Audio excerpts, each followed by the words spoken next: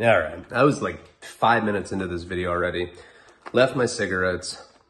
Can't do without cigarettes. So what I was doing like an introduction, and generally, like I've explained it a million times, what I do is like I'll just start talking, which I guess have become the monologues, which I generally put on the $10 tier and up. And like in talking, I like try to be funny.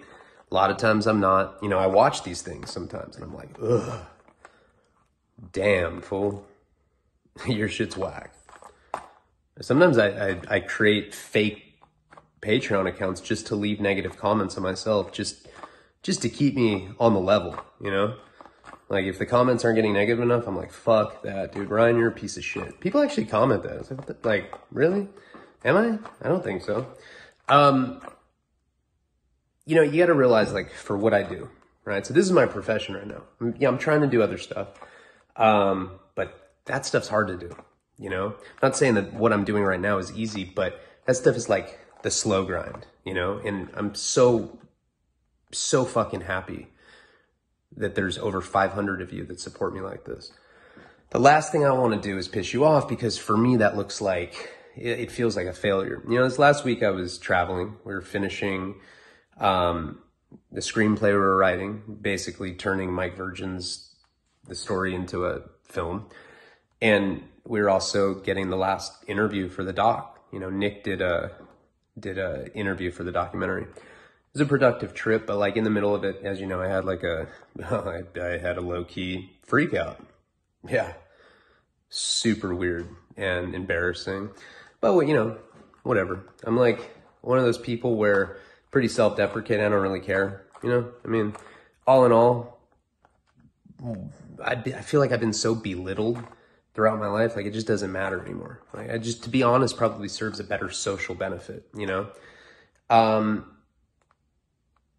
It's not as easy as I think people think it is for me to do videos.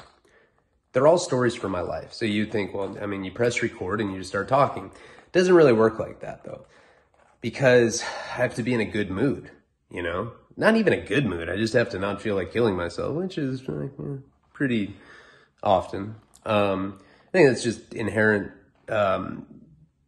mental health stuff, you know, just complete mania. And I'm crazy, you know, I am. And that's okay. It's okay. A lot of you are crazy too. I know. And that's okay. It's okay to be crazy as long as you're not hurting other people. I mean, it's not okay to really hurt yourself, unless it's through prostate stimulation. I'm going to stop talking about that.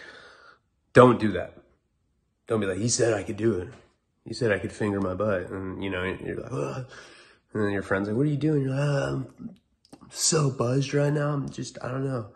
And then your friend starts doing it too, because you guys are just so high. And you're so twacked out. And you guys just start fingering your ass. And then you come down. And then, like, your friends are like, oh, you don't hang out with Garrett anymore. And you're like, yeah, he's lame, you know, because you don't want to ever be around him again because you fingered your butt in front of him. It's weird. Like, that's weird shit. I don't know what the point of that is. See, this is what I do to warm up. I just start saying stuff, and admittedly, a lot of times it's not funny. Point is I try. I really do try hard. It's hard to do what I do. It's not that easy, especially to be like, you know, harassed, like you're a bitch, you're a punk. And I say this shit all the time, but when you've done as much time as you have, like to be berated like that in like a public fashion. And yes, and people, well, that's what you want. It is, because I'm a narcissistic piece of shit. Doesn't mean it doesn't affect me, you know? And so I try to make it so that each tier has like a real incentive. I try to give each tier what I think is fair, you know? Tangible gifts when you start getting to the 20. At the sponsor, you get like really crazy shit. We're sending out the wasting talent pages, and how narcissistic is that? I'm going to give you this handwritten piece of paper. But homie, this is sentimental value. It could be worth money one day, but what if it's not? You know? We're like, that guy's a bitch. I'm not paying for that. Give you $40 to burn it, bet you won't. And you're just like, I hate that guy.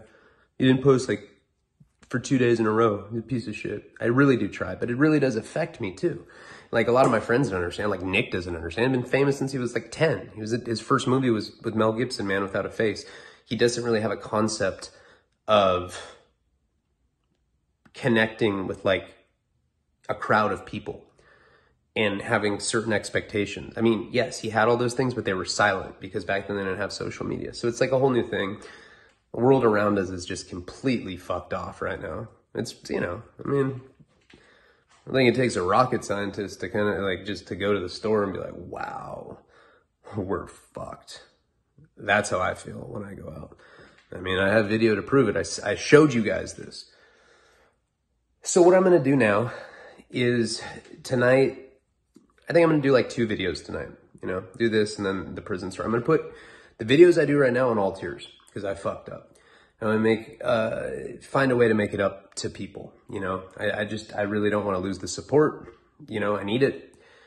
And so dance, clown, dance. That's what I'm going to do. So this story, this is from the What Really Happened series. This is a really good story, in my opinion. One of the more interesting, well, I don't know, a lot of really crazy shit happened this last year, but this story, you don't really need to have heard the build up to. It's kind of like a standalone. This is for all tiers. I hope you enjoy it. And that's that. You don't even have to like, comment, or subscribe. You guys are already, you know, like, we're fucking friends at this point. Like, you know, I hate YouTube. Eventually, I don't know. It's just very negative. Okay, so what I talked about is I got out of Sentinella State Prison. Had a horrible term. Horrible. Got beat up a bunch of times. Beat people up a bunch of times. Fucked Fifis a lot in there.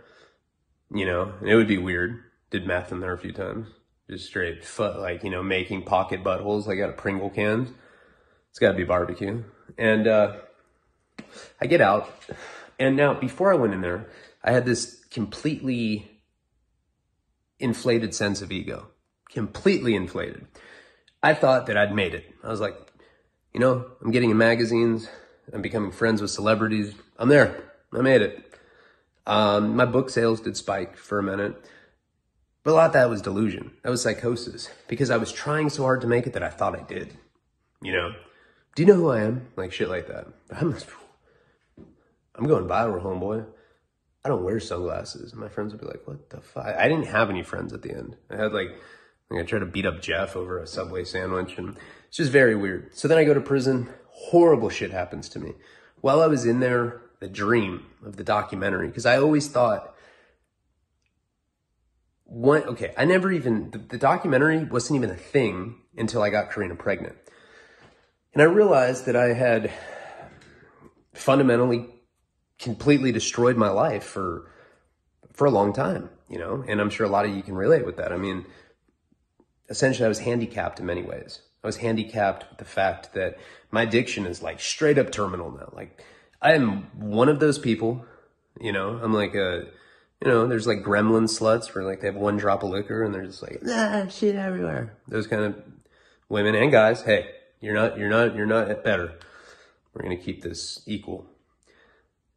I'm like that with drugs. A lot of people are like that. I cannot fucking have one line of cocaine without going on a run and winding up incarcerated or in rehab if I get lucky. Rarely do I relapse, and never. I don't think I've ever relapsed. Like you hear stories like that where they're like, yeah, dude, just had this bad night on heroin, had a couple grams, flushed that shit. Yeah, right. I would never do that, dude. I'm a cold junkie, you know. Probably would have sucked a dick. I know I would have. Wah, wah, wah. I don't know. That's pretty life-changing, though, because then you have to think about it. And then you have to get high more. You're like, Jesus, I sucked a dick. I need to get fucking high to deal with the stress of sucking a dick. Because you've done it. Like, once you've done it, that's it. It's like killing someone. You're a killer. You're a dick sucker. Why are you so obsessed with gay stuff? I think it means you're gay. No, you're never done prison time then. So that's our humor, you know? And probably a lot of those guys are like, dude, I'm going to just joke about sucking this fool's dick and I bet he'll let me. It's probably like what's going on, but no, I've never done that. If I did, I'd for sure talk about it. It'd probably be a viral video and be like, when I suck dick. And it'd be like some like yearbook picture of me. I'm like, yeah, you know, or like me like with the surfboard, something that like looks cool, but like, I don't know. Okay, so where am I going with this? When I got out, those dreams that I had with the documentary, making it for Nico's sake, because that's what it was. That's what it became. I'm going to take this whole life of wreckage that I had, which I've filmed for some weird reason, and some narc shit. My whole life is on tape. I'm going to make it. You know, before that, I was like, you know, into the like, yeah, I'm a writer. I'm just going to like be a writer. I'm going to be like Hank Moody in Californication. I have like some Porsche that has one headlight, bald manager. I have that, but I don't have a Porsche. And then when I found out that Nico was coming, that just the dreams got catapulted to a whole different level. You know, it got catapulted to a level where I wanted to be like a household name, you know, like a professional drug addict, the Michael Jordan of heroin. I'll be like, yeah, flawless record, 3 terms. 1 baby mama. So that's kind of, you know, there's people that show you up in that regard. But when I was in prison, I wrote June Gloom, which we decided to release with the doc. It's just kind of like a better fit because it goes more into detail. Like a lot of stuff you guys don't even know, like really intimate, crazy, weird sexual shit about my relationships I was in. Karina's not happy about that book. You know, she doesn't want me to release it. But, you know, after talking, we've decided to do it. So I wrote that book. But the documentary dream had kind of dissipated, and I had explained it for those of you that aren't in the $20 tier. I had explained that I'd gotten out, and I was with this old manager, it's like this gay British dude, you know, and yeah, crumpets and butt fucking, that kind of guy. He repped Tom Sizemore, and whatever. He's kind of like too Hollywood. I knew this guy Jose. He fucked with E40, Boston George, Mike Epps, you know, Too Short, Corrupt. Like and he was a porn producer before, and he's, you know, he's a solid dude. He's dating Christina Sunshine, Boston George's daughter. I was going to do the event with him when I had the breakdown. Hit him up. I was like, hey, I'm not happy with my management. I don't think anything's going to happen. You need a manager if you're in any entertainment profession because you need them to be the bad guy. You know, there's the creative side, and then there's the business side. You know, you can't like be both. It just doesn't work because then you're the bad guy. They have to be the bad guy. So you need one. It's for negotiation purposes.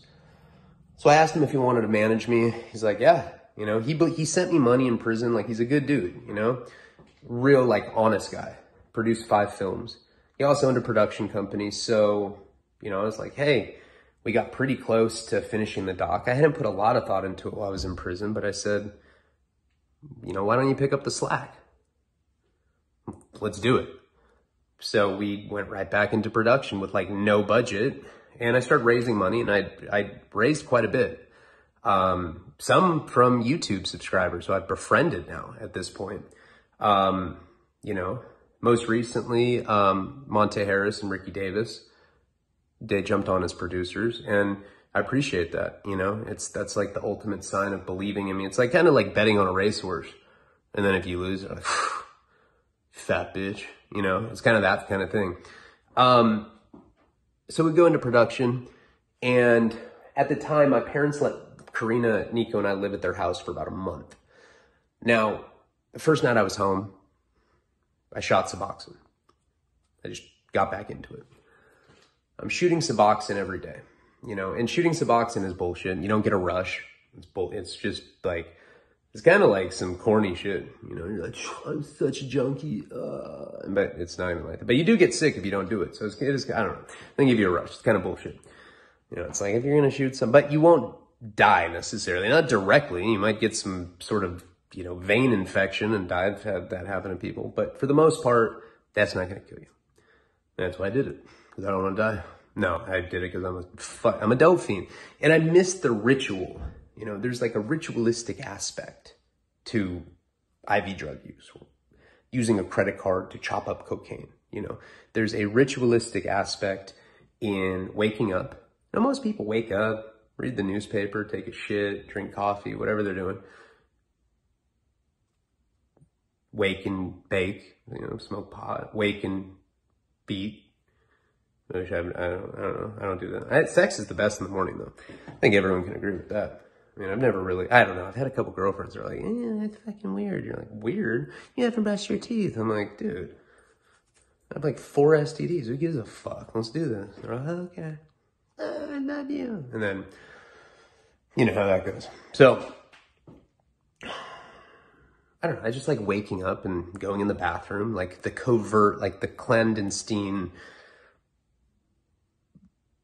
double life thing, you know? Like, damn, I missed a spot shaving. Holy shit, I always do that. And it looks like there's like spiders crawling on my nose. So that's why I was doing it. It was keeping me off heroin. Karina had been off alcohol for a long time, for a couple years, you know, the whole time I've been out and for her whole pregnancy. So I was doing this behind her back. We start shooting the documentary, I start raising money.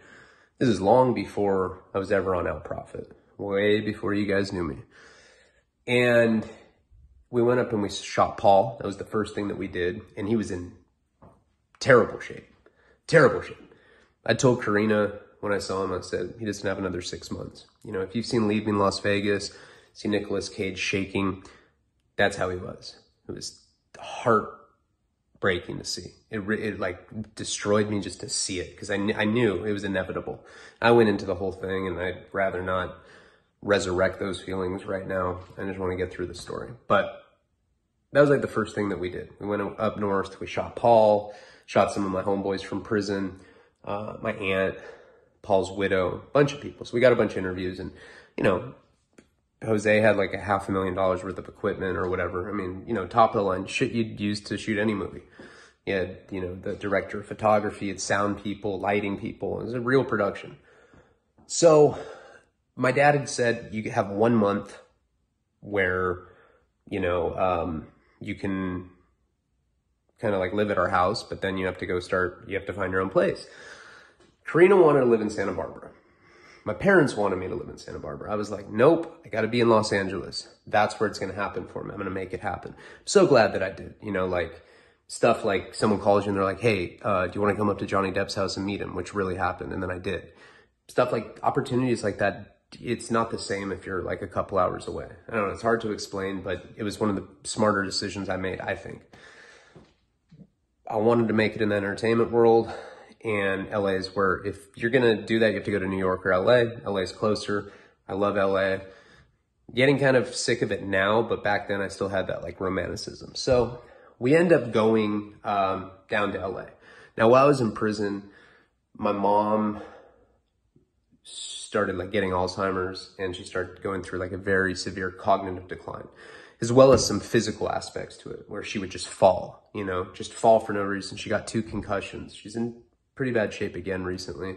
I just got her one of those life alerts where it's like, you know, help, I've fallen. And, you know, my mom hates it, but I make her wear it. And that was not cheap and makes me feel good that I could do that now. So I pay that for them. You know, it's like a monthly thing. There's like a edit of them there. The DMV, if you get 2 concussions like that, they take your license because it's a danger to people on the road. So they had taken her license and they had given her she had like an X3 BMW, like a 2005, you know? I mean, I'm not complaining.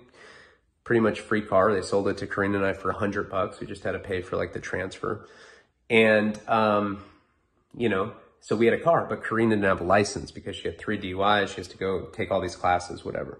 So we started going down to LA, first like for the weekend, you know? And we go to, you know, like we were staying a lot in Inglewood, Compton, you know, just super safe spots to stay.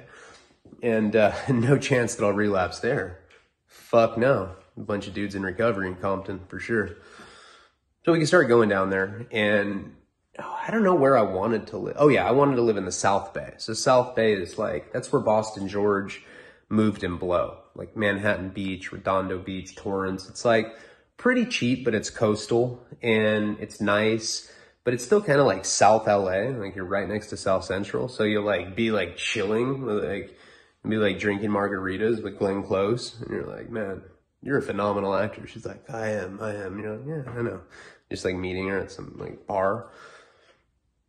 And then you like go, you know, across a crosswalk and there's like some homeless black dude in a parka, like taking a shit on the sidewalk.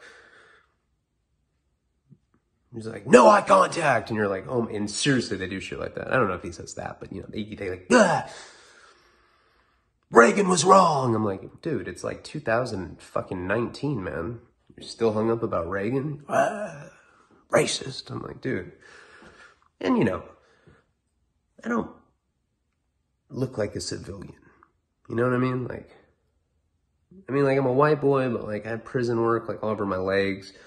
I always wore wife beater. I kind of look like well, I look like I've been to prison. I don't have like the I've been butt fucked aesthetic. Some people have that. You know what I'm talking about too. Where you see them and they're just like all jumpy, but they like hold their ass. Like they'll like jump and like you'll see their hand just go right on their ass and you're like, I already know what happened there. Yeah.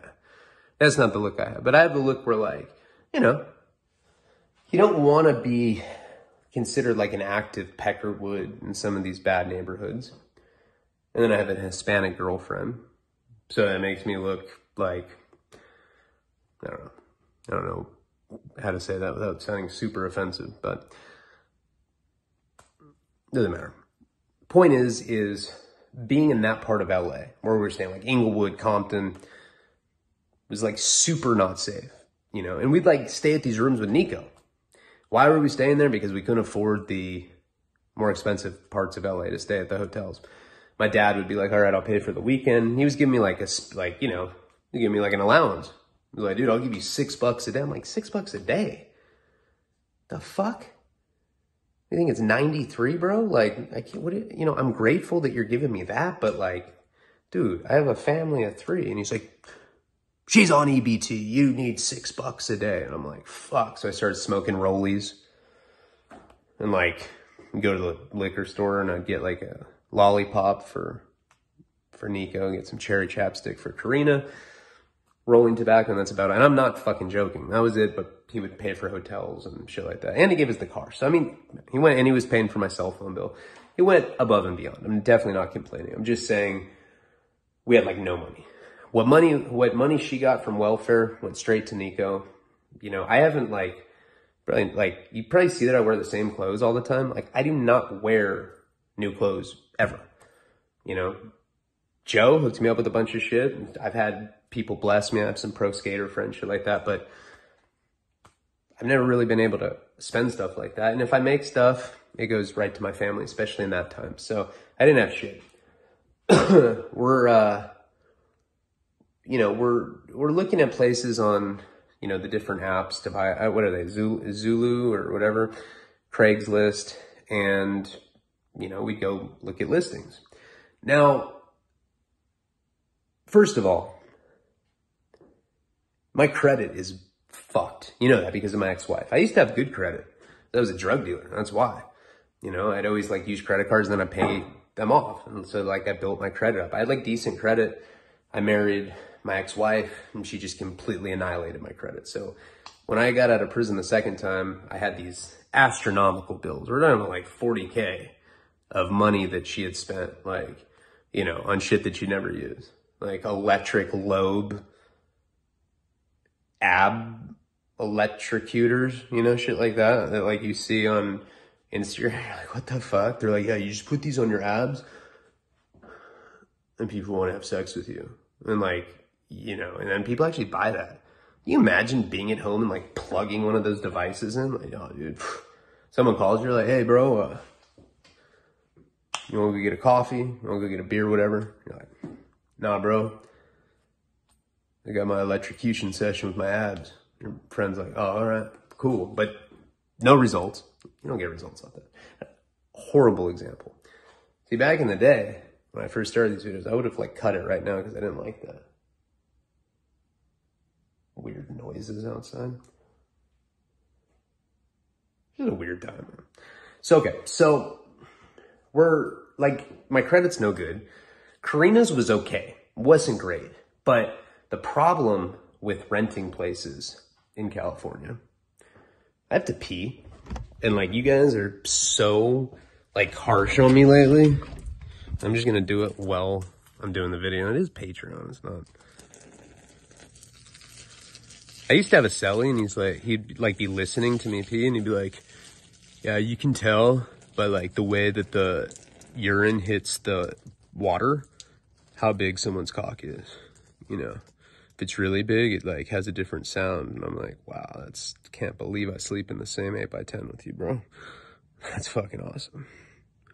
I'm just shaking. I'm pretending like it's big enough to shake. I'm not even, it's just for show. All right. I'm not going to wash my hands. It's like that. That's commitment, you know? No, I just, I don't want to hear it. I don't want to hear what a fucking scumbag I am because, like, could you imagine if I was like, oh, I got to restart the video. This is a pretty decent story, too. So she had okay credit, but I had bad credit. And the way that the law works in California is that if you're a couple, both of you have to be on the lease. It's just how it works. Now you're like, well, why didn't just one of you go look at the apartment and the other one, well, I've tried that, gotten kicked out, bad situations. It's not good to be dishonest to property management companies, you know, there's usually some, I don't want to say foreigner, but always it's the property manager and smokes like Virginia Slims and like rousts you, you know, busts you, always. I've gotten kicked out of many apartment complexes because I wasn't on the lease because, you know, I don't know, or like vice versa, my girl, whatever the fucking case. So anyway, so you have to be honest. So property management companies are incredibly hard to rent from when you have bad credit or when one of you has bad credit. My credit was, I think it was like 490 or something. I don't know. My ex-wife's was 420 when we got married. I didn't know that. I also didn't know that she sucked dick for Tylenol 3s. I was more mad about the credit, though, to be honest. I was like, oh my God, like, this is going to consolidate my credit. It's not like you consolidate dick sucking, you know? It's not like you get married and you're like, oh, well, she did, I got to do it too. Especially for T3s, Jesus Christ, that's some thirsty ass shit, right? So, we would get denied, right? And if it wasn't a credit place, and incidentally, every time you go do one, they charge you like $40, you know? You're like, can I get a receipt? And they give you like one of those like paper ticket receipts. It's like that big. Like the kind of raffle tickets that Sinister and I use. They're like, here you go, man. Here's your receipt. And you're like, what the fuck? Is this for my wallet? And they're like, yeah. Just in case you know, we don't want you to lose it. And you always kind of like feel like you're getting scammed. But they do look your credit up because we call back and they'd laugh. A simple no would fucking suffice, man. And then just dial tone. So we kept getting denied. And then if it wasn't a place checking for credit, they check your background, you know? My background does not look good. Does not look good. Dude, my rap sheet's like ridiculous, you know? Conspiracy to distribute heroin? Are you kidding me? It sounds so bad to like the normal person. It sounds so sophisticated. You sound like a James Bond villain or some shit, you know, like all I was doing was conspiring to distribute a drug that's killing all of our kids. So what? Relax, man. Mellow out. That doesn't work. And then fucking pimping and pandering. Oh my, I only signed for pandering. A lot of times people don't know what that means, but then they Google it and they're like, oh, no way. You know, and so that's what would happen. So we're going down there. My dad's hooking us up with hotel rooms. We're spending, you know, $40 every time we do an application, probably half the time. And for each one of us, by the way, so that's some of them. Oh, it's 80 because there's two of you. Yeah, oh yeah, and $5 for the kid. Well, what does his credit have to do with it? No, just, you know, like, just for legal purposes, you know. It's just a deposit. we'll give you the $5 back if you don't get the place. And then we never get the place. We never get the $5 back. I'm just kidding, but that just kind of conveys like the kind of weird hoops you have to jump through. So if it wasn't my credit, it was my record. We were running out of money. My dad didn't believe me that I needed all this money for, rental application fees. So he'd be like, Ryan, I don't believe you. Why? I mean, I don't know. You've been smoking crack and shooting heroin for 20 years? I'm like, Dad, you're on speaker. He's like, oh, and the property rental people are just like, hey man, my Venmo's this, just have them send it there. You already know you're fucked. But the thing is my dad would actually ask to talk to them. He'd be like, listen, this sounds like malarkey. I gotta talk to him, Ryan. And then he'd talk to them and he'd be like, my son is a lying, conniving drug addict, but he's in recovery, he's doing great. My dad always I love him, but he is brutally fucking honest about me to strangers. It wasn't like that on Frank Fridays, but if I'm trying to rent an apartment, I swear it's he wants to make it extra hard so that if I get lucky, I earned it. Anyway, so this is what's going on, and he'd want to talk to them, and he wouldn't really say I'm a drug addict, but he'd just be like, hey, just verifying if what my son's telling me is correct. Do we really have to, do a $40 application fee? And they're like, yep. And that is not a good sign what does that say? That your son's a fucking liar. And sometimes he would he's one of those guys that watches MSNBC. He's like a very centrist liberal. So he thinks that everybody else understands. Oh, well, I mean, he used to smoke crack, but he's doing great. No. Dude, since he got out of prison for the 3rd time, he's doing really good. He's been out for a month, and that just doesn't apply to people. So anyway, we were having a hell of a time finding a place. Certainly not in Torrance, Redondo, Manhattan. Nope. We had to start looking in more ghetto spots. We started looking in Compton. Karina's like, I don't know. Compton's pretty hardcore. I'm like, nah, it's cool. We'd see the gnarliest transactions. Someone's selling someone a bazooka, and they have military fatigue on, and she's like, I don't know, this is sketchy. And of course, drugs everywhere. So we ended up not doing that. They wouldn't even rent to us in fucking Hawthorne. It's the most hood spot and they would not rent to us. We're just damn. Do we look that sketchy? And Karina's like, you look so sketchy. Everyone thinks you're on meth because you pace and you're so energetic and you smoke, and people hate when you smoke. Nick and I ran into that when we were on our little trip. Every time the hotel people would figure out that we smoked, not even in the room, in the fucking parking lot. I took this shit personally.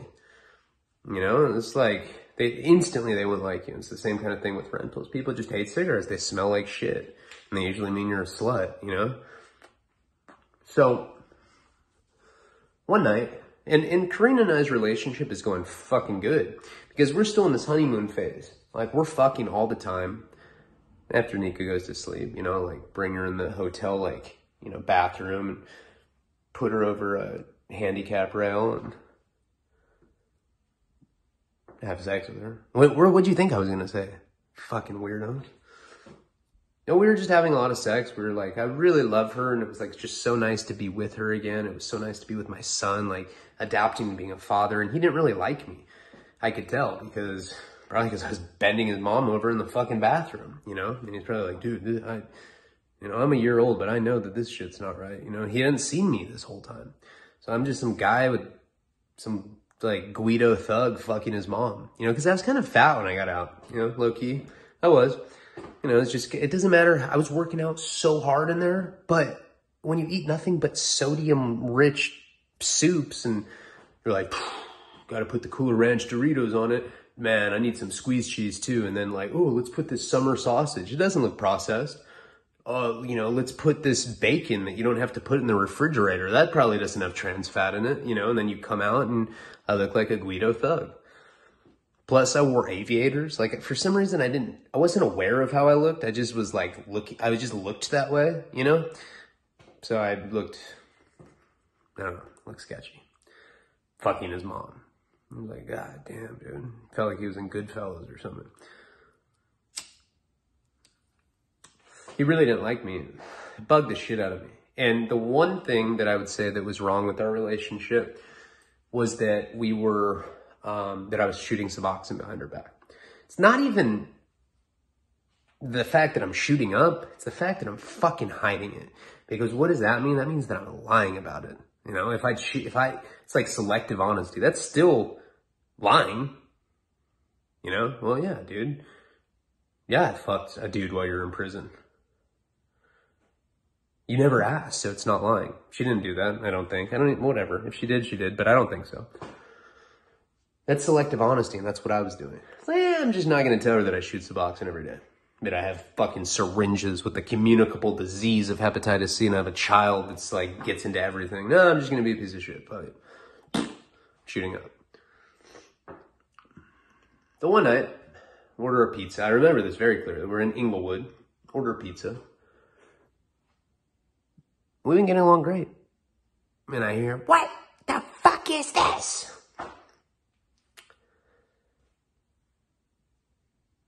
I'm doing steroids, which I tried with my mom before. I've tried that on a lot, like on girlfriends too. I'm like, I'm doing roids. She's like, you're fucking fat. What do you mean? I'm like, I'm doing roids. And she's like, I know because you said it twice and you're full of shit.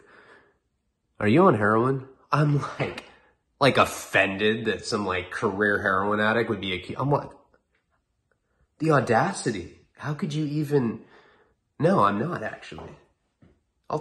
You want to test me? She's like, yep. Then we go to the pharmacy and we get a test. And I'm still not, convict. I'm not admitting to that shit. I'm just like, I didn't do that. I'm going to my grave. I'm going, I take a test, pass it. She starts crying, And she's like, just please be honest with me. Like, I had all these ideas in my mind about how you were going to be when you got out, and this is what I was praying it wasn't going to be. And I was like, look, I'm shooting my subs. What happened to all that solid convict talk? Cracked in 5 seconds, you bitch. I love her, But I did, I'm trying to be at that point in my life where I have an honest relationship. Sue me, No, I'm not saying that I don't do some sneaky shit. I do. We all do. I have not cheated on her. And when I've done drugs, I've not promptly admitted it. I was going to say some AA shit, but I have admitted it. And I just told her that I'd leveled with her. I said, yeah, I'm shooting my subs. She's like, oh my God, you're a junkie. And I'm like, God, I fucking have seen this look before. Yes, I am. But this is what I'm doing to save my life, honey.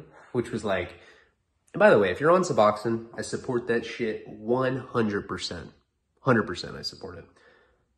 Save your life, Being on methadone, Suboxone, whatever. Some people just can't get it without that. I've had to use it a million times as a transitional thing. The fact of the matter is I got out and I started shooting and just to abuse it. I knew what I was doing selfish. I did it anyway. Fucking dope fiend. Sorry. Look at my hand. Look how fucked up that is compared to like my other hand. See that? Yeah, it's fractured for sure. I can like move it, but it fucking hurts. This creates the first of a series of blips in our relationship. Still, we cannot find a place. Cannot find a place. Finally,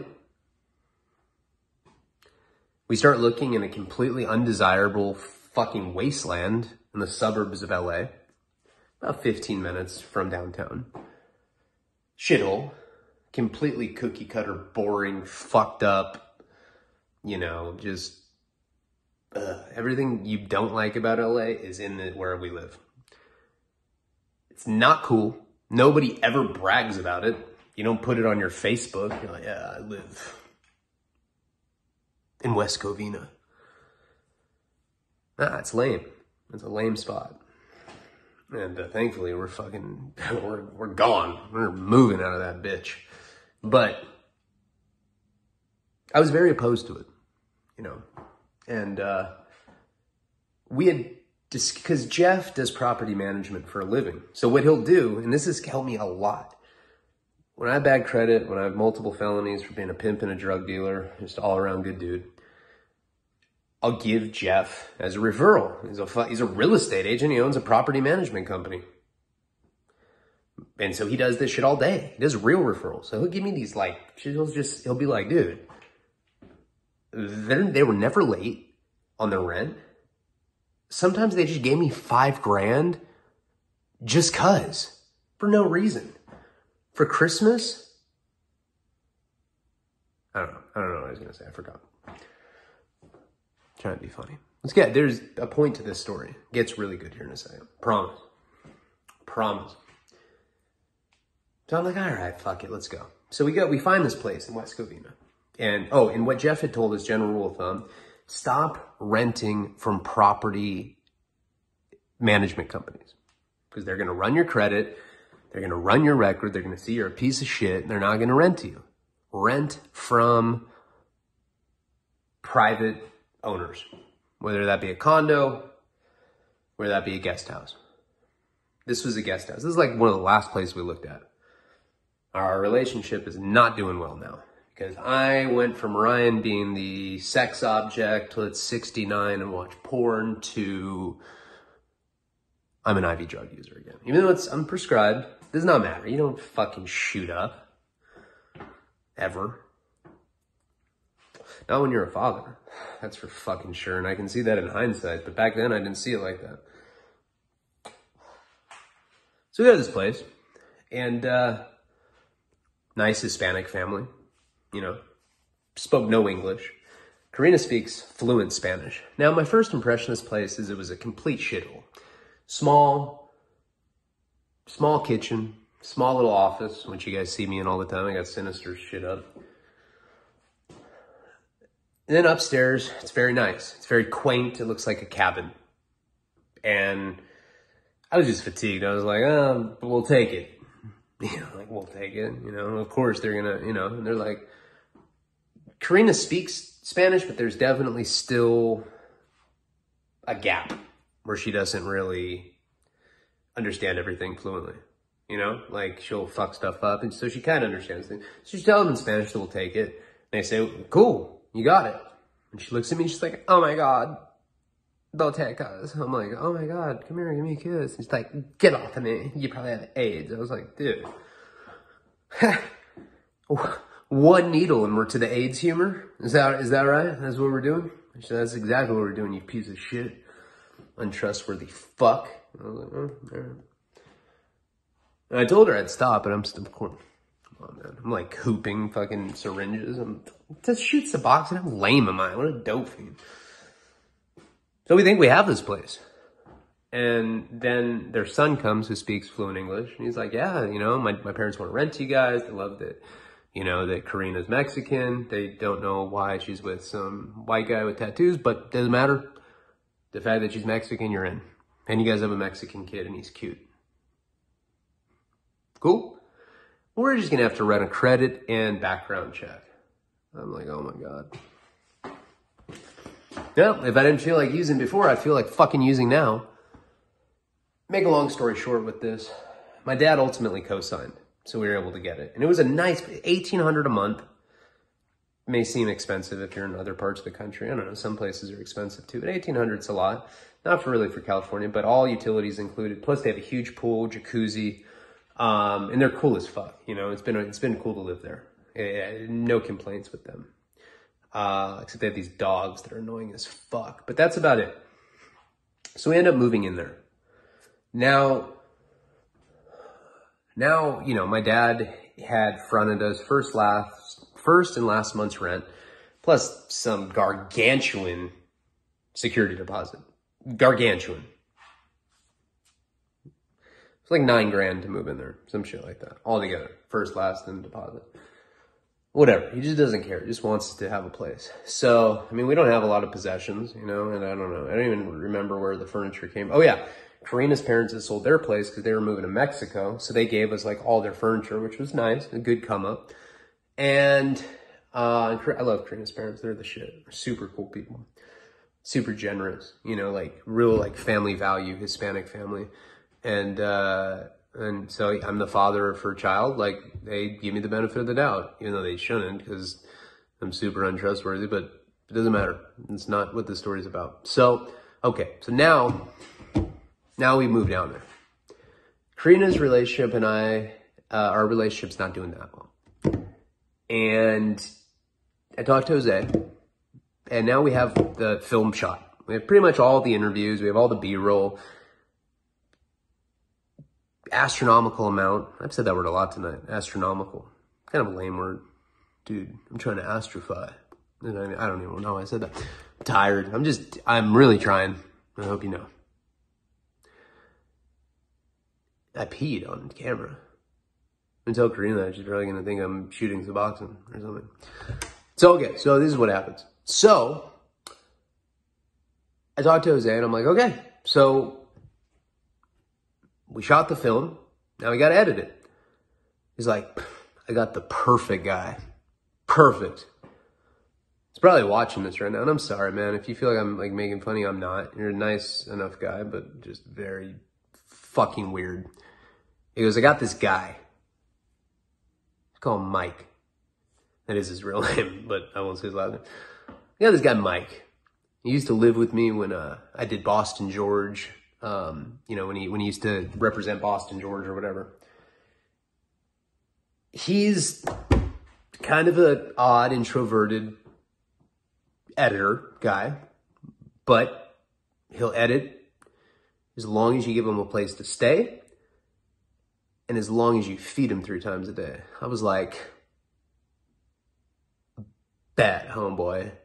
I didn't really say it like that. Jose probably would have knocked me out. But I was like, yeah, I got that. He's like, are you sure your old lady's going to be cool with it? I was like,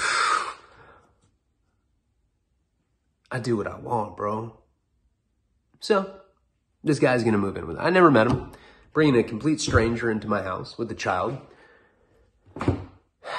Thinking only about myself, and, well, not really, because I needed to get the documentary done to support my family. So anyway, I decided to go meet up with this guy.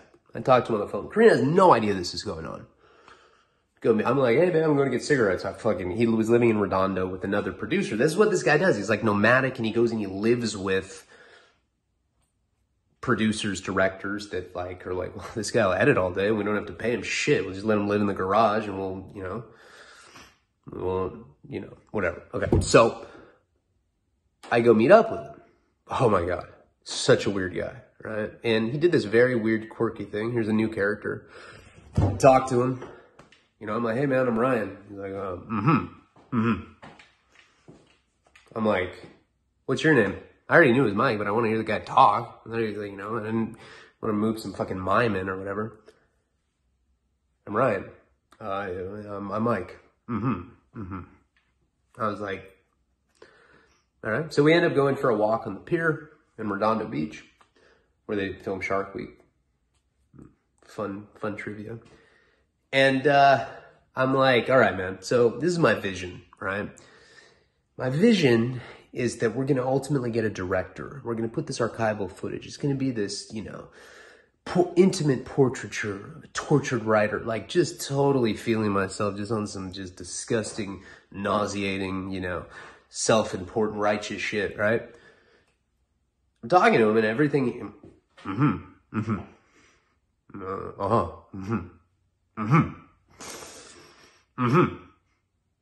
It was like there was somebody trying to talk stuck inside his body, but the only thing that come out, I was like, dude, you seem cool as fuck.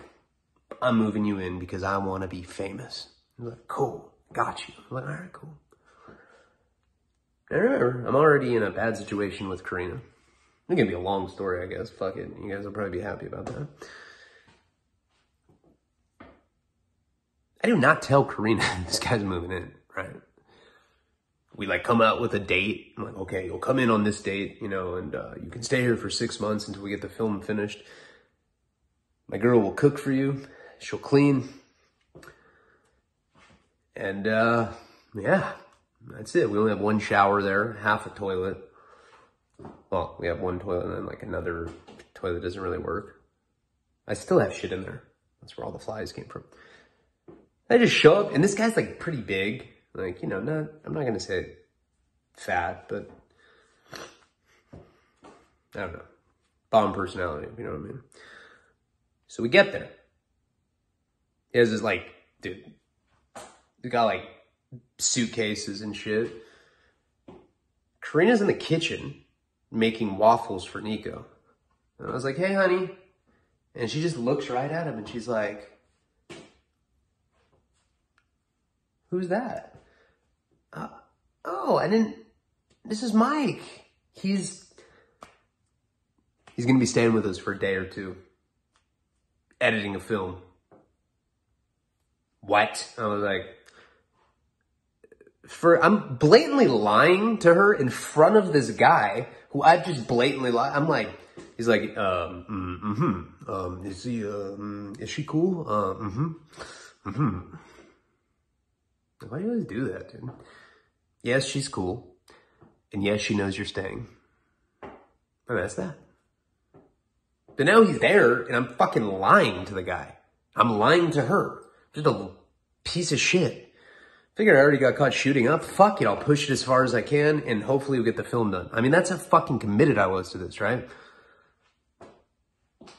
And Trina's like, I'm sorry, Mike, but can you step outside for a second? And he's like, He goes outside. She slams the door in his face. She's like, what in the fuck is this shit? Who is this? You bring some fucking cyber geek over. He looks like a fucking chomo. I already have that covered. I pull out like this folding knife. She's like, what is that? I was like, dude, I'll fucking stab this fool if he tries anything weird. Okay, this is for the fucking film. You don't have to rock her if you think that we can't let him stay here for 2 days. Jesus Christ. Fuck. She's like, really? 2 days? I was like, 2 days, babe. Eskimo kissed her. I was like, I love you. She's like, I love you too. So Mike, I was like, okay, so this is your office. I like it. I was like, okay, so here's a mattress. We did have an extra mattress. I put the TV down there. I'd been like planning this for, you know, I'm like a fucking psycho. I've been planning this for a while, whatever. So he goes to sleep. Next morning, I wake up and there's a knock on the door. It's like 11 in the morning. Mike's like downstairs sleeping, probably. I don't know what he was doing. Oh, Jose had sent his computer equipment down too. Karina probably thought that was suspect when these 2 big boxes full of editing equipment showed up. I was like, oh yeah, I'm just gonna pick up this editing shit. She's like, that's like $10,000 worth of equipment. I'm like, eBay, you know? Offer up. Got it from some tweakers. She's like, okay. I was like, just kept lying to her. There's a knock on the door. I'm sleeping. Karina goes downstairs. Karina goes, babe? I'm like, what? I'm sleeping. She's like, honey, there's cops here. And I'm like, huh? Now, the night before, maybe a couple nights before, Jeff had been over. He brought me a pound of herb as a present. He was like, here's a pound of weed. Now I'm on AB 109. They let you smoke weed, kind of. I mean, I don't know. It's weird. They didn't test me. It doesn't mean like one time the whole time I was on state fucking AB 109. It's like state parole.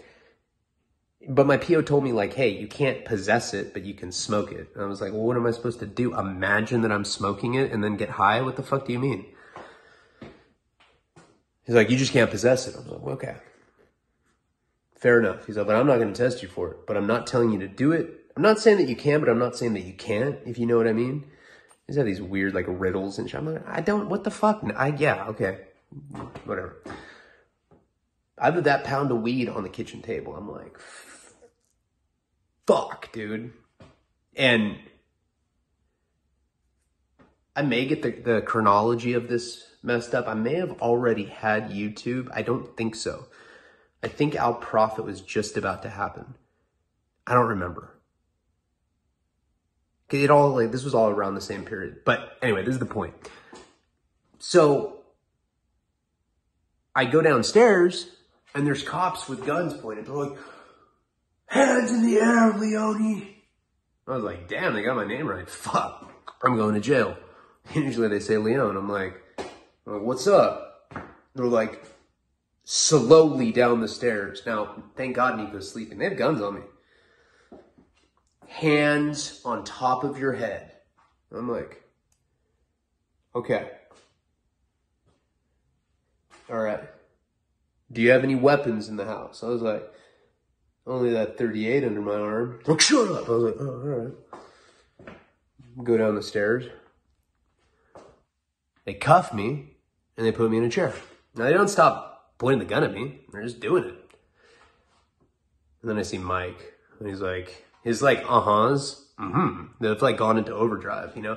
They're like poking him with like an AR-15. He's like, It sounded like some like Tourette syndrome, you know, Energizer bunny. It was, sounded like a chainsaw or something. I was like, oh fuck, I feel bad for that guy. It's first day living with me. So they have me cuffed on this chair, and I'm like, hey guys, well, I couldn't move my hand, but hey guys, that's not how I talked either. I was like, hey man, can you get that fucking gun out of my face? I'm like, no, you know, classic cop shit. Why would we do that? They always have the dip. Why would we do that? I don't know. So you don't fucking shoot me in the face? Man, I mean, that's generally why you don't want a gun pointed at you. He's like, I would never do that. I'm a professional. I was like, dude, if I Googled police homicides right now, you know how many would fucking come up with people that, oh, dude, I promise I won't shoot you. And then they blast you. Haven't you seen Pulp Fiction? He's like, that was in a car. I was like, dude, all right. So they don't stop pointing the guns at me. So they start talking to me and shit. And they're like, you didn't take your domestic violence classes. I was like, I'm not even on a domestic violence case.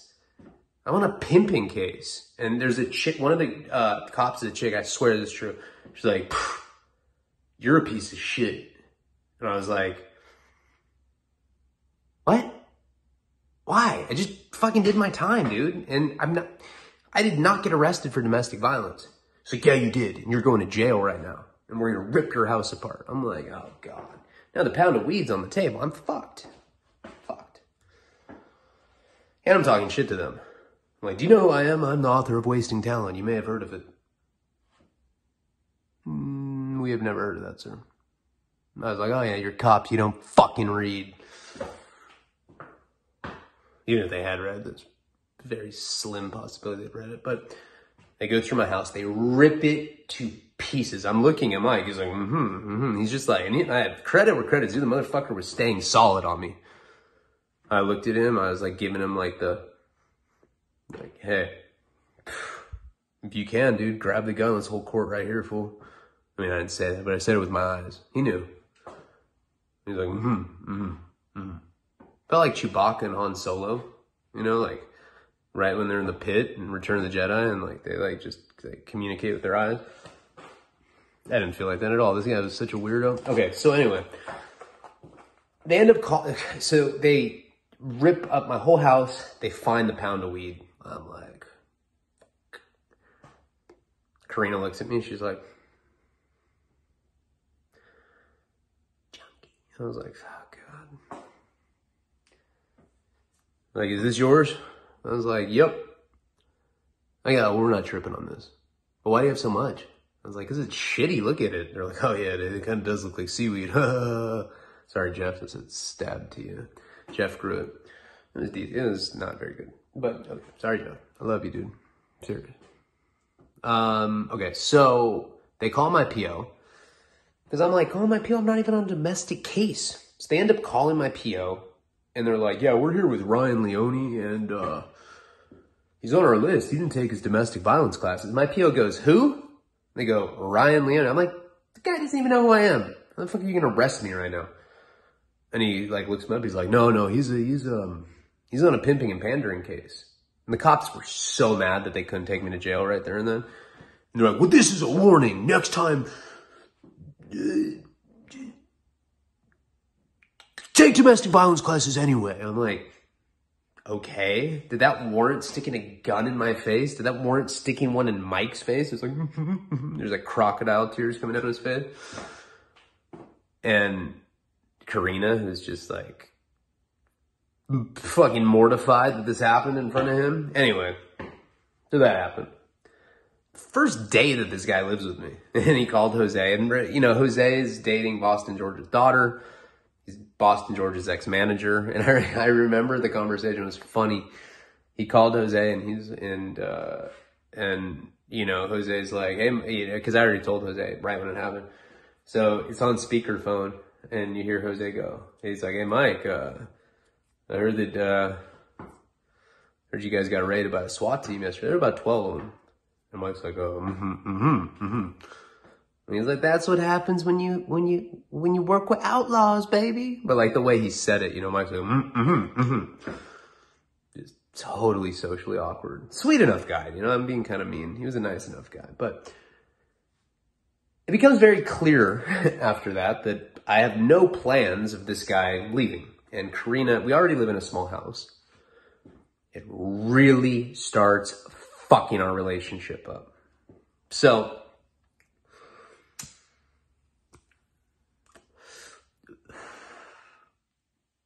I go out and I look for a job. Now I'm going to get a job. I got to get a job because now I have to support not only Karina, but I have to support this editor. I have to support Nico. It's crazy. I have no money. My dad's giving me $6 a day. It's like, that's $30 a week. You know, and like it got to a point where I was like, you know, we should probably just buy a $30 scratcher. The odds are pretty good that we'll make something. And if we don't, if we're not in that much different situation than where we were before, we don't have any money. She got EBT. She got like $400. Mike had no money. So I had to go get a job. So the only thing that I've ever been good at besides writing, telling stories, and that's about it. Yeah, that's it. I'm not good at anything else. I'm good at telemarketing though, which is going to be like a good skill as I progress in the film industry, or how I would like to, because you have to, it's constantly closing deals, right? I've always been a good telemarketer. It's always been like that job where they don't, you know, they don't look for your background check, whatever. And I've also been a salesperson. I made 6 figures one time selling solar legally. About that. I mean, I was making like $10,000 commission. I don't know what it was after taxes, but it was a fucking lot. I mean, it was enough to be shooting heroin and smoking crack every day for like months and months and drinking, you know, spending a lot of money and providing on top of that when I was married. You are such a drug addict. That bitch. Sorry, I didn't mean to say bitch. Whore. You know, whore. T3 whore. So I look on Craigslist. I end up finding this place. It's in Redondo Beach, or it's in Torrance of all fucking places, the South Bay, where I wanted to move originally. I end up going to this place. And I see right away that it's the exact kind of place that Asher's was. There's a telemarketing room, there's canvassers, and there's salesmen. The salesman, I can see him a mile away. Black collared shirt, khaki pants. They have clipboards and shit. They're drinking coffee. They're like, you know, they're like the aristocrats. The people in the telemarketing room are like the slaves and shit. You know, they're like the ones that like have to like sledgehammer hot coals while like the salespeople are like in air-conditioned Hondas listening to Alanis Morissette. That's exactly what kind of people these people are too. She's all right. I mean, I fuck with her. I listen to it. So I go to this job interview. I put on like an Oscar winning. I was like, look, man, you don't need me as a because the job was for a telemarketer. It wasn't for a salesperson.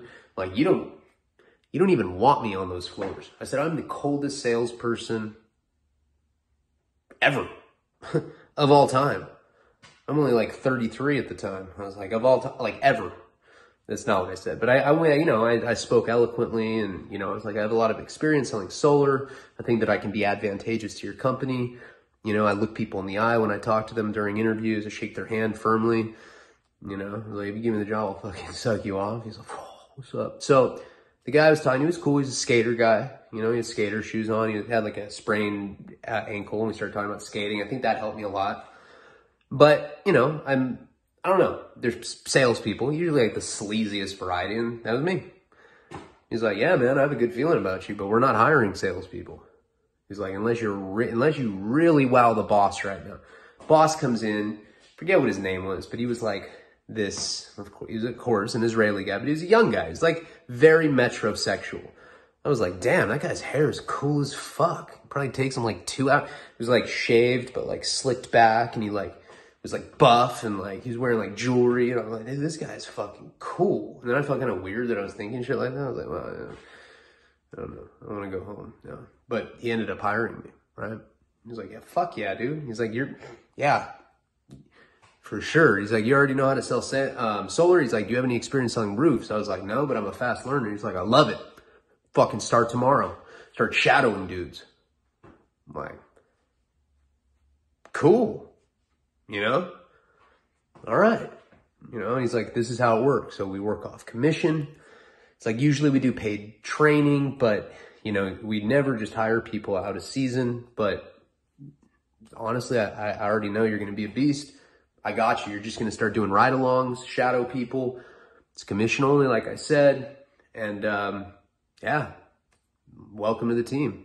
Sign my fucking W-2s or whatever. And next day, I start getting leads. So how it worked at this company is they would text you, and they would tell you where the lead was going to be. You know, it's okay, it's going to be in Burbank. You know, they give you the address. Now, I thought I was going to be riding along with people because I didn't have any money. Nope. I had to meet people there. And it was crazy. They'd have me drive to Orange County, an hour away. Then I'd have to go to, like, back to downtown LA, another hour. I'd have to go to, like, Ventura. I'd have to go here. I'm driving an X3 Beamer, gets 15 miles to the gallon. I'm just hating life, right? And selling roofs is hard as shit.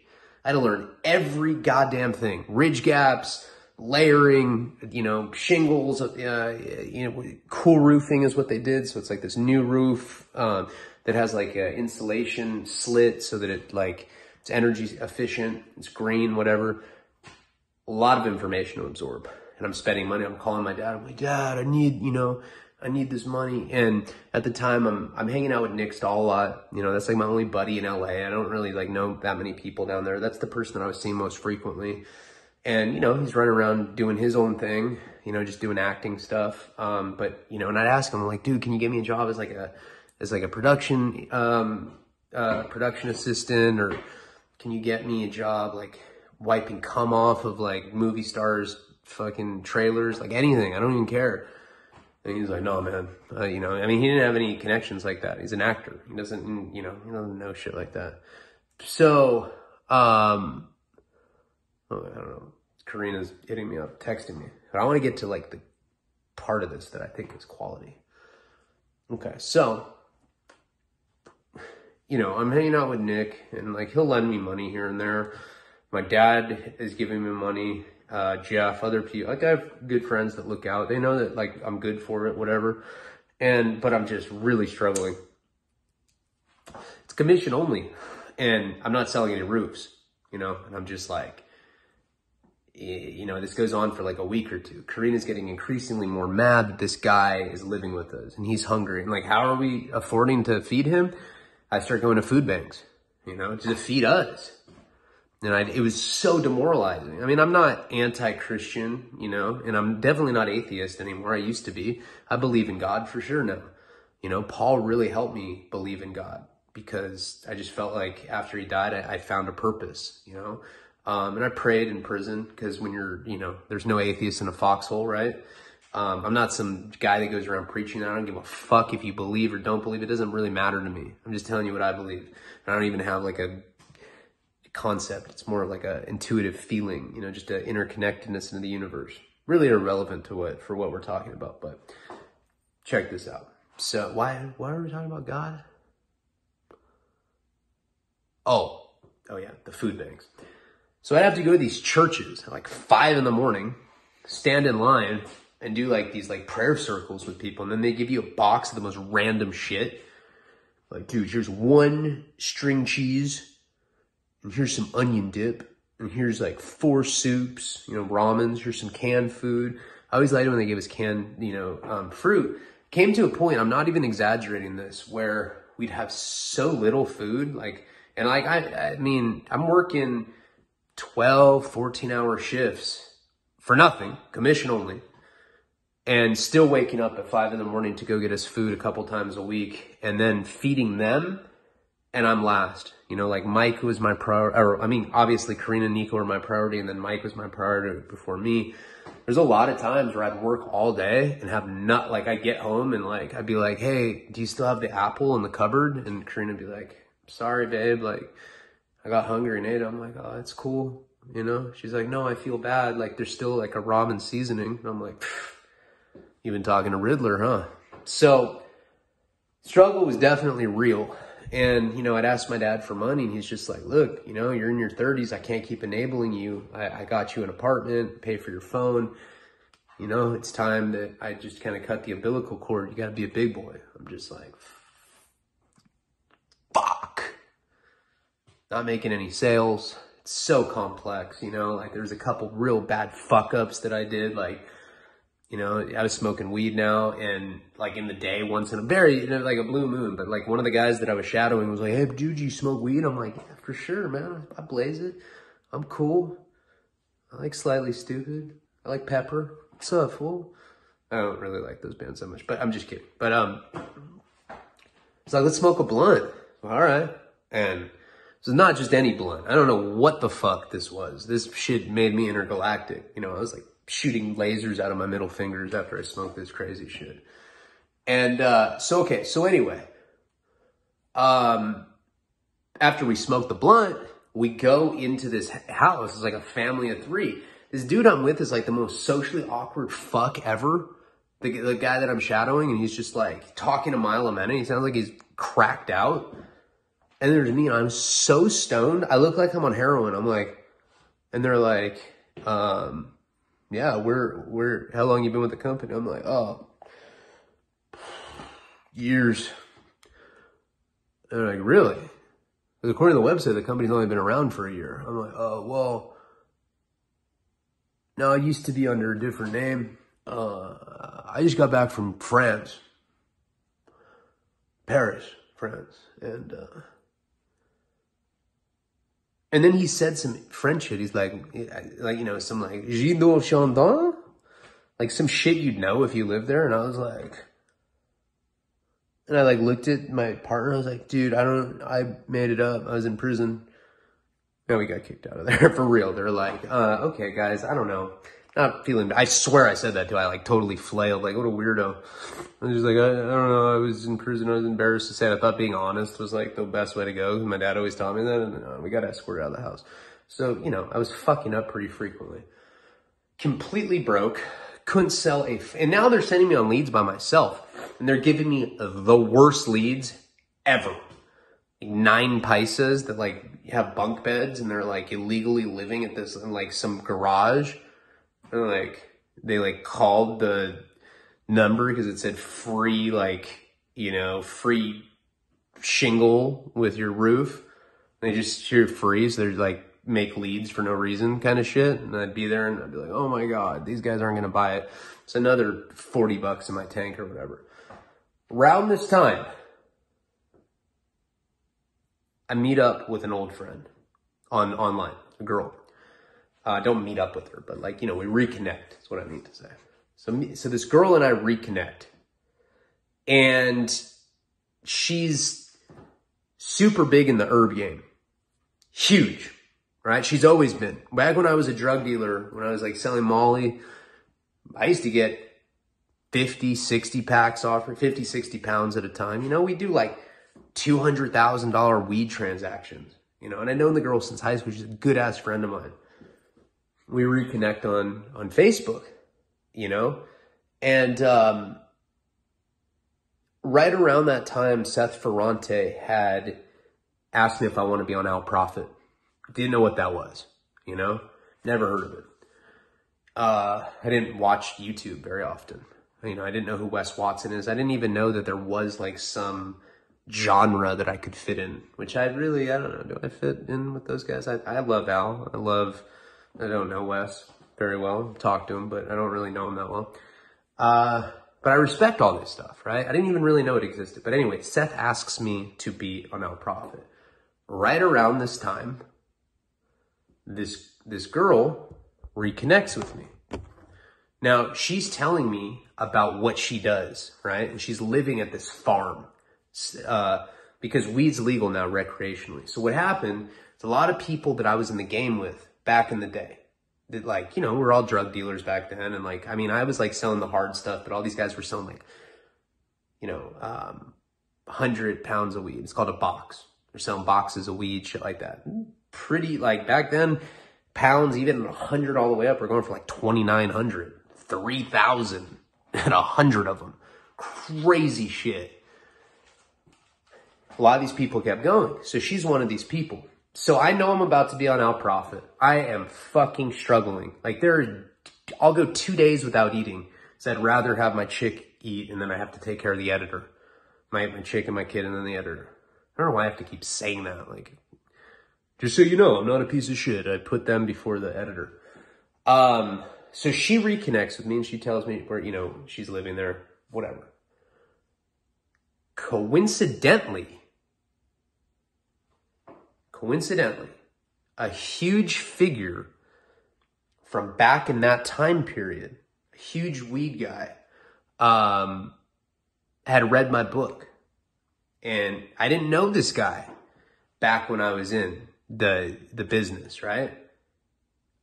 But I knew who he was. Everybody did. He was the first person to own a dispensary in Santa Barbara. Big time fucking player.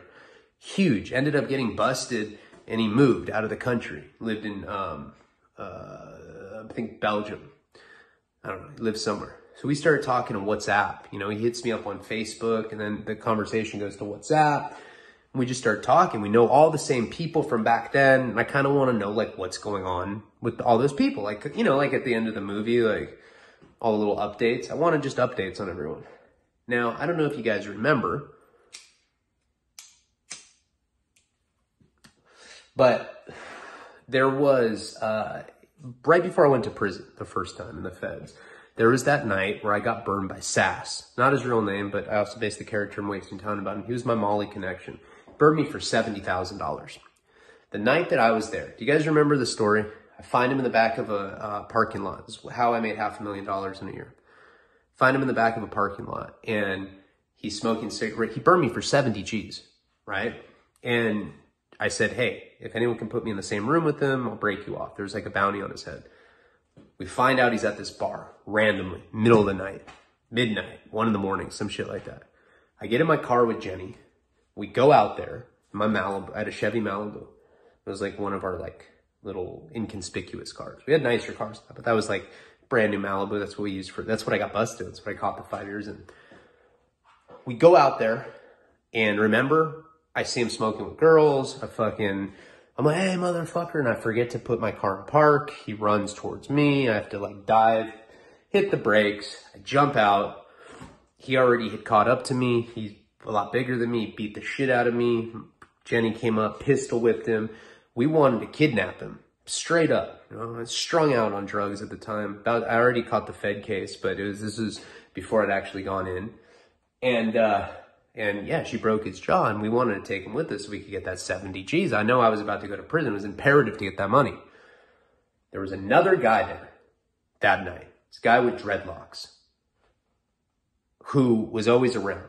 He was always selling 100 pounds of weed and shit. He lived at the house with them. I don't know if you guys remember that big like mansion that they lived at. He lived there. He started doing really well, being a vendor for weed. I mean, he was making probably like 50, 60K a month, shit like that. He had a big grow operation at the time in Santa Barbara. And he goes, hey man, you know, or this is what he says. After Jenny had pistol whipped Sass, not his real name, but once Jenny had pistol whipped my Molly dealer, this other guy, let's call him Shamrock. Okay, let's just call him. Anyone that knows who I'm talking about knows why I'm saying that. Let's call him Shamrock. This guy Shamrock, this like festival, like Burning Man, burner type guy, is like, look, I got you. I was like, what do you mean? He's like, I'm going to make sure that you get paid. I got a grow operation. What does he owe you? I'm like, he owes me 70 racks. I need that money. It's not even my money. I was like, you understand what you're doing, right? You're co-signing. So I'm going to come after your ass if you guys don't call me in the morning. You understand that, right? He's like, yup. Jenny had a gun at the time. Okay, cool. Get back in my car. We leave. Dudes changed their number the next day. Can't get a hold of him. I knew where his grow operation was. So what I did is I wrote a fucking letter, like a little, with a marker. And I said, check it out. Now you're involved with this and I'm done with the games. Like, we're coming for you. You know, you're fucked. Sincerely, Ryan. I was like, here's my cell just in case you change your mind. He was like living at this property, right? Where it was like, kind of like a quadplex. It was like 4 different properties on like one slot or whatever, one lot. I get this note. I forget what it said, but something to the effect of what I said. I put the note on what I thought was his front door, but it was his neighbor's front door. It created a big problem because now I like pretty much like put him on blast, and they thought that I did that on purpose, or at least that was their excuse to try to bitch out of paying it. I was like, nah. You know, I got a call from a private number, and he's like, nah, you fucked up. You know, you crossed the line there. I said, nah, fuck that. You guys change your number. You try to burn me. I'm coming for you, dude. It's like $70,000. There's plenty of fucking super hardcore guys that'll come collect that, take 10%, whatever. It's your hit. I go to prison a week later. Now, when I got out in 2000, that was in 2008. When I got out in 2013, I thought about that money for 5 fucking years. Of course, I had to get that money back. I thought about it. When I get out, I'm going to get 70 G's. I'm going to go get that money. That's still owed to me. That's not a squash debt. I get out. No one had heard. No one knew where any of these people were. That girl coming back into my life, I didn't know it, but she was still connected to those people. This other guy who ended up being a fan of my book, who was like a big figure. He owned the first dispensary. Huge, huge, huge weed dealer back then. He accidentally tells me who this girl's working for. It's Shamrock, not Sass. The dude Sass, we found out was a rapist, and we found out that he was a snitch on top of that, and he owed a bunch of people money, and he's hiding in Oregon somewhere. If you're watching, which I would not doubt, karma's gonna get you. You go around raping women, you go around telling on people, you're gonna get dealt with. I'm not saying I'm gonna do that, but a lot of people are mad at me, bro. And I think you know that. I think there's a good chance he's watching because, well, we'll get into that. But come on. I have every right to put you on blast and be upset about this. But anyway. I'm like, oh, really? He's like, yeah. Okay. So now I know where he is. I know where she is.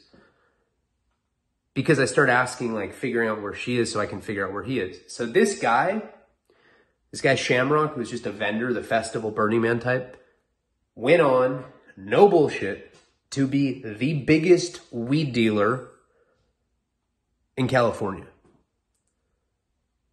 At this time. This is about a year ago. He owned, I don't know how many acres. I wanted to get 40, I don't know. Acres upon the biggest operation I've ever seen. You know, it was light deprivation. It was like in greenhouses. I start talking to this guy, the guy that's a fan of my book and he's living in like Belgium.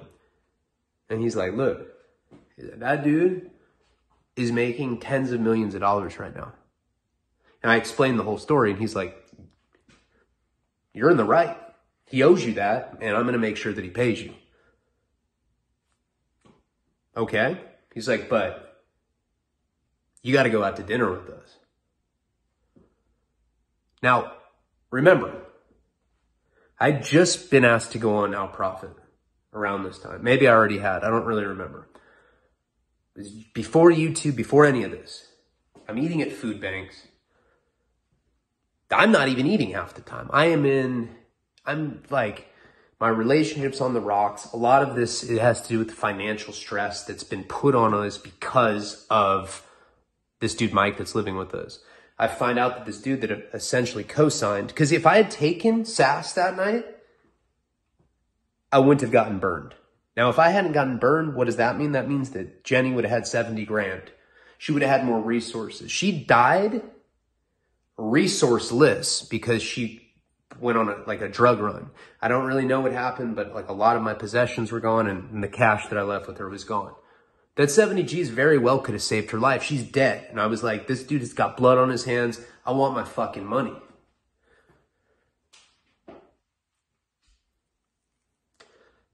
This started an entire string of hardcore shit that went on right around the time my YouTube channel started. And we'll get into that in the next installment. Figured I'd give you guys an hour and a half tonight of this story. This shit gets really good. What really happened last year? This is on my, this is on the $20 VIP tier. It just keeps going and going and going. You know, and eventually, I don't know. I don't even know if I'll ever put this stuff on YouTube because it's gonna get, it gets pretty hardcore pretty soon. Okay, now, this is like within the last year this happened. Well, I had a kid. Desperate as fuck for money. Desperate as fuck to get my money back. That I thought was owed to me. I still feel that it's owed to me. Or that I was in the right for wanting to get it or whatever. But this whole thing ends up kind of like going off in a direction that I'm sure you can't even guess. Seriously, it gets crazy. I appreciate you guys all. I'm sorry that you feel that I've been slacking. I hope that this made up for it in some degree. I mean, an hour and a half. When do I ever do videos that long? I appreciate you guys. Much love to you all. Let's try to get these sponsor calls for the remaining people that haven't gotten them. And I'm going to really try to put up as much content as possible. Palabra.